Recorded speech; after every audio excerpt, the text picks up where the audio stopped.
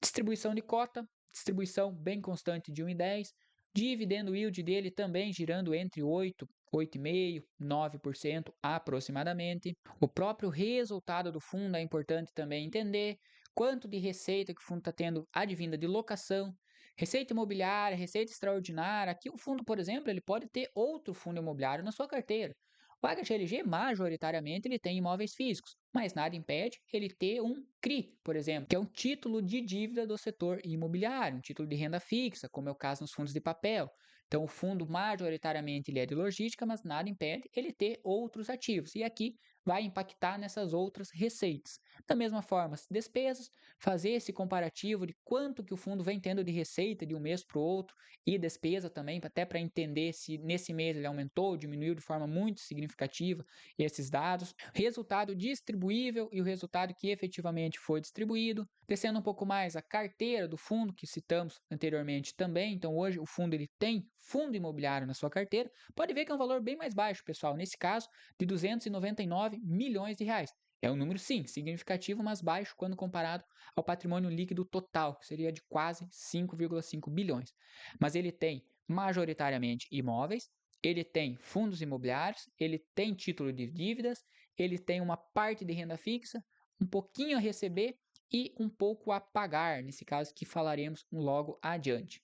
As parcelas a receber, então, aqui é referente a um ativo que ele vendeu anteriormente, de 23 milhões, que é esse valor aqui do gráfico, e as parcelas a pagar, que também são referentes às dívidas que o fundo tem. Então, aqui você identifica do que é essa dívida, por exemplo, foi de aquisições que ele fez, o prazo que ele tem para pagar e também o valor em milhões dessas dívidas. Descendo um pouco abaixo e aqui demonstrando de forma visualmente mais aceitável, para vocês entenderem de vez. A alavancagem financeira, no caso a dívida do fundo, hoje encontra-se próxima a 11,5%. E aqui vocês conseguem, através do gráfico, identificar quanto dessa dívida representa em cada ano. E vocês podem perceber que o fundo ele tem uma dívida decrescente. Então aqui em 2025 ele teria 633 milhões para pagar e essa dívida ela vai diminuindo. Claro que no decorrer dos anos, até 2035, por exemplo, o fundo ele fará novas aquisições e claro que essa dívida também poderá aumentar. Mas no patamar atual, a tendência é que essa dívida, que essa alavancagem financeira, ela vá diminuindo. Da mesma forma, os CRIs, ele tem uma menor proporção quando comparado ao valor total que ele tem de contas a pagar. Nesse caso, em 2025, tem 14,5 milhões, que se somam com esse valor de 633 milhões. Outro ponto muito importante que eu gosto e que é somente a gestora, pelo menos eu conheço somente a Pátria fazendo isso, que é essa linha d'água. O que significa essa linha d'água, Rodrigo? Bom, a gente viu anteriormente que os fundos imobiliários eles são obrigados a distribuir no mínimo 95% do seu lucro líquido por período. Só que esses outros 5% eles não são obrigados a distribuir. Eles podem distribuir, mas eles podem reter. E essa linha d'água nada mais é do que o resultado médio que o fundo teve nos últimos 12 meses. Isso mostra que se o fundo quiser reter esses 5%, basicamente ele paga, por exemplo, o restante de CRIs que ele tem para pagar em 2025. Então é um valor que quando você compara a dívida, essa amortização futura que ele tem, convenhamos que é um número pode parecer baixo, apenas 5% do resultado, mas que faz bastante sentido caso for necessário. Isso prova que mesmo um número final de alavancagem financeira de 11,5, quando comparamos ao portfólio como um todo do HGLG, pelo menos na minha visão, não é preocupante até o momento. Carteira de ativos, aqui falando um pouquinho mais diretamente na prática, para a gente conseguir entender como que é esses imóveis do fundo. Hoje, o HGLG possui ativos em 6 estados, contando com 28 ativos no total. Descendo aqui abaixo, podemos destacar entre os principais inquilinos, Mercado Livre, Volkswagen, Electrolux, Shopee e assim por diante. Eu creio que você conhece a maioria deles e sabe que são empresas de grande nome. Então aqui traz uma tranquilidade também para o HGLG. Uma tranquilidade no sentido de crescimento, de vencimento de contratos e posterior renovação, visto que são empresas que dificilmente vão sair daquele imóvel. Acontece sim uma movimentação de uma empresa sair e outra entrar, mas é algo mais difícil. Aqui estamos falando de galpões logísticos enormes que, por exemplo, o Mercado Livre utiliza nos seus estoques, na sua distribuição de mercadorias. E grandes nomes, nesse caso, traz previsibilidade para o fundo. É um portfólio muito atrativo. Temos a alocação por segmento de locatários, então a maioria hoje gira próximo a e-commerce, automotivo, claro, advindo dos principais nomes. A alocação por classe, aqui temos o risco da operação AAA, AA, não cabe muito a gente fazer a análise, mas também fica a sugestão para você entender que nada mais é do que o risco de calote, por exemplo, daquela empresa ou de, enfim, não pagar o aluguel, algo nesse sentido. Natureza dos contratos, aqui é um ponto muito importante, pessoal. Contratos típicos e contratos atípicos. Qual que é a diferença? Contratos típicos nada mais é do que aquele contrato mais padronizado, que a gente conhece, que tem aquelas cláusulas mais básicas, digamos assim, em curtas palavras. O contrato atípico é um contrato mais personalizado e, na maioria das vezes, mais favorável ao fundo imobiliário. Então, o contrato atípico, por exemplo, ele pode conter uma cláusula de uma multa rescisória mais elevada quando comparado a contratos típicos, trazendo uma segurança adicional para o HGLG, caso, por exemplo, o Mercado Livre, de uma hora para outra, diga assim: ó, HGLG, não quero mais ficar no seu imóvel, a partir de amanhã estou indo embora. Para o fundo, isso é um impacto muito negativo, faz a receita dele cair lá para baixo. Mas o contrato atípico ele já prevê uma multa, por exemplo, elevadíssima, que no caso faz com que o HGLG não perda por total a sua receita, proporcione um tempo até ele ir lá e buscar um outro inquilino. Então eu usei somente um exemplo, que seria da multa, mas o contrato atípico basicamente ele tem esse intuito de trazer uma segurança a mais do HGLG. Nesse caso, o melhor dos cenários seria o portfólio ser somente de contratos atípicos, mas também vocês verão, quando comparado a outros fundos, que é bem difícil de ter contratos só atípicos. Então é algo que aos poucos a gestão ela pode ir trabalhando e pode ir melhorando nesse sentido. Alocação por indexador, majoritariamente aí 86% dos contratos do HGLG são indexados pelo IPCA. Mês de ajuste, também a maioria está girando entre janeiro, agosto, também o mês de reajuste dos contratos, mas não é algo tão importante assim. Revisionais dos contratos, aqui já é um ponto um pouco mais importante comparado ao reajuste. O reajuste nada mais é do que fechou um ano de locação, atualiza o valor de locação pelo IPCA. Simples e objetivo. Revisional de contrato, aí já é um pouquinho mais importante. Por quê? O revisional do contrato, ele pode, por exemplo, ser solicitado por qualquer inquilino após 3 anos de contrato. No Mercado Livre, por exemplo, após 3 anos de contrato, ele pode chegar, se o contrato dele for típico, ele pode chegar lá no HGLG e dizer: ó, HGLG, eu não concordo em pagar esse valor de aluguel. Então, ou você diminui esse valor de aluguel, ou eu vou pedir essa reconsideração, esse revisional do contrato na justiça. Aí, claro, o HGLG, de forma amigável, ele pode dizer: não, Mercado Livre, mas o imóvel vale tanto, e vamos entrar em um acordo que eu vou te alugar por tal valor. É bom para você? Ah, é bom. Ok, faz o revisional do contrato, não tem problema nenhum. Não entrar em acordo pode ir para a justiça e tanto um como o outro podem perder ou ganhar. Por quê? Porque o Mercado Livre, por exemplo, estou usando exemplo hipotético, tá, pessoal? Usando o principal inquilino aí do HGLG. Ele pode questionar que ele está pagando mais do que realmente valeria aquele imóvel. E o HGLG também pode solicitar esse revisional de contrato, sugerindo que ele está recebendo menos do que vale.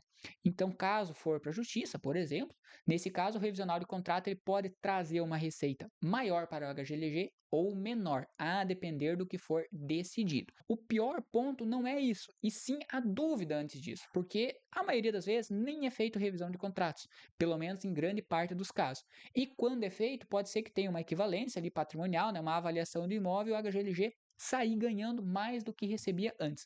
Mas até não ocorrer, por exemplo, nesse caso, o HGLG, 52%, metade do seu portfólio, está sendo revisionado em 2025. Então, até não passar por esse período de revisional, a gente tem essa dúvida se o HGLG vai ganhar, vai perder receita ou o que vai ocorrer. Então, é um ponto que levanta uma pequena dúvida, um pequeno pontinho de atenção. Não é algo negativo, mas que também devemos seguir acompanhando.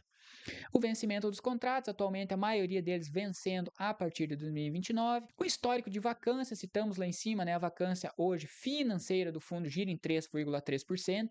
Quando olhamos nos últimos 12 meses, está entre as vacâncias mínimas, no caso, julho foi a vacância mínima, então o fundo vem diminuindo a vacância, ponto muito positivo. A carteira de ativos propriamente, então aqui você vai conhecer cada imóvel que está sendo representado dentro desses 28 imóveis que o HGLG possui no portfólio. Então, por exemplo, o fundo ele tem um ativo de Ribeirão Preto, que a classe dele é AA, 100% do fundo é dono desse imóvel, com uma área bruta de 59 mil metros quadrados e uma vacância zero. Então, esse imóvel em específico, por exemplo, ele não tem nenhuma parte desocupada, ele está 100% locado, com uma UEL média de 2,6%. Aqui você consegue entender. Então, por exemplo, no ativo de São José dos Campos, tem uma vacância de 29%. Então, esse imóvel, quase um terço dele está desocupado. E isso, quando olhamos o restante dos imóveis, é o que principalmente está impactando a vacância total do fundo. Aqui você consegue detalhar, ter uma pequena exposição também nos ativos. Aqui abaixo o restante dos imóveis, vale a pena você conhecer e entender. É muito bacana, pessoal, você ter esse senso de dono, digamos assim, até mesmo quando você investe, por exemplo, num fundo de shopping. Sei lá, olhar a carteira do fundo, entender aonde que se localiza esse shopping, em qual área que é, quais lojas possui, os principais inquilinos, isso é muito bacana. Eu gosto porque faz com que você sinta-se dono do imóvel e também, claro, potencializa, te motive a cada vez mais comprar cotas desses investimentos. As principais movimentações, que foi citado lá em cima pela gestão, resumo no caso da estratégia de como que o fundo está almejando crescer, almejando reciclar o seu portfólio, por exemplo, saindo um inquilino, entrando outro, vendendo um ativo, comprando e assim por diante. Desenvolvimento da obra, que citamos também lá em cima, chegando a 94%. Aqui também a gestão ela deixa frisada. Eu não sei se vocês acompanharam ou não, mas em específico, nessa data agora, esse último relatório, teve um pequeno acidente que caiu um muro de contenção entre um dos imóveis que estava sendo construído, está sendo construído, no caso, né, que é o HGLG Simões Filho, e gerou um certo comentário na internet, saiu alguns vídeos, o pessoal comentando o que aconteceu. E isso é bacana, porque a gestão ela é bem transparente, então ela trouxe um slide descrevendo o que ocorreu e como que serão os próximos passos e também os possíveis impactos. Então, claro, aqui não foi nada significativo, a variação da cota não sofreu nada com isso, nem para mais, nem para menos, mas é algo que nem todas as gestões trazem. Então, cada gestão tem o seu modelo de relatório, algumas vão trazer o perfil de dívida, como vimos ali no caso do HGLG, o perfil de dívida mais detalhado, mostrando como que é o cronograma, qual que é o prazo total, como que o fundo está pensando em pagar essa dívida. Outra gestão não, outras vão trazer somente o número e não vão detalhar mais a fundo. Então é algo que eu particularmente gosto muito da gestora Pátria, que é a mesma gestora do HGLG, do HGRU, do LVBI. Eu gosto muito dos modelos de relatório porque na minha visão fica bem transparente nesses casos. Descendo um pouco abaixo a carteira de fundos imobiliários, o fundo tem uma pequena exposição que vimos ali acima e aqui você consegue entender quais fundos imobiliários estão dentro desse portfólio do HGLG, que nesse caso representa 5,5% do patrimônio líquido total do fundo. Então, hoje o HGLG possui fundos, como o próprio caso do XPLG, que é um fundo extremamente grande também da XP, fundo de logística. O HGLG possui uma pequena participação de 0,32% do seu patrimônio. Um ponto de curiosidade também que é muito bacana, a maioria do pessoal não sabe, mas o HGLG também possui fundos imobiliários em seu portfólio. E aqui você consegue ter esse detalhamento. Liquidez, número dos cotistas vem crescendo, o fundo vem aumentando a sua quantidade de cotistas. E aqui tem a parte dos anexos também, falando um pouquinho mais da gestora em específico. De modo resumido, pessoal, eu sei que é muita informação para você que nunca abriu um relatório gerencial, pode se confundir e pode achar que é um pouquinho maçante. E de fato é, no início você pode se confundir, é muito indicador que depois que você lê um relatório, lê o segundo, lê o terceiro, você verá que é simples. Mas no início, foque naquilo que é básico. O que é básico quando eu analiso um fundo imobiliário, Rodrigo? É os principais indicadores de vacância, por exemplo, entender se o fundo possui imóveis desocupados, é a alavancagem, entender quanto de dívida o fundo possui, como que está essa dívida, se ela está toda agora no curto prazo, se ela está no longo prazo, como que é os inquilinos do fundo. Então, é basicamente esses indicadores que eu trouxe aqui para vocês, que ao lado dos demais indicadores fundamentalistas que vimos no Status Invest, que é o dividendo, que é a previsibilidade que o fundo tem de pagar proventos, e aliado ao seu portfólio na prática, os imóveis, qualidade, revisional, é bom saber também quando é um fundo de papel, entender quais que são os emissores dessa dívida. Aqui a gente viu um portfólio de imóveis físicos, é bem mais fácil de entender. Se vocês pegarem o MXRF quase não tem imóveis físicos no seu portfólio. Majoritariamente, ele é um fundo de papel, ele é um fundo de dívida. Então, ao invés de ele comprar um imóvel, ele tem uma dívida, ele tem um CRI que foi emitido por uma securitizadora e essa securitizadora pode dar o calote nele. Então, isso que é importante você saber distinguir. Você lá no fundo de papel, você entender quem que é essa securitizadora, entender quanto por cento de exposição que o fundo possui naquele CRI específico para ver caso esse CRI venha a dar um calote, venha a falir, venha a entrar em uma recuperação judicial, se isso vai impactar o fundo ou não. Então, são diferentes pontos que realmente você só vai aprender praticando. E claro, deixo a sugestão novamente para vocês, acessem o meu canal, que constantemente eu posto atualizações dos principais fundos imobiliários, baseando-se sempre nos últimos relatórios gerenciais. E claro, com certeza eu trago todos esses indicadores que eu citei aqui para vocês, eu trago dentro de cada fundo imobiliário, cada qual com as suas particularidades. Então, vale muito a pena você que está começando e você que já investe em fundos imobiliários, você saber e fazer essa análise, no mínimo mensalmente, dos seus ativos.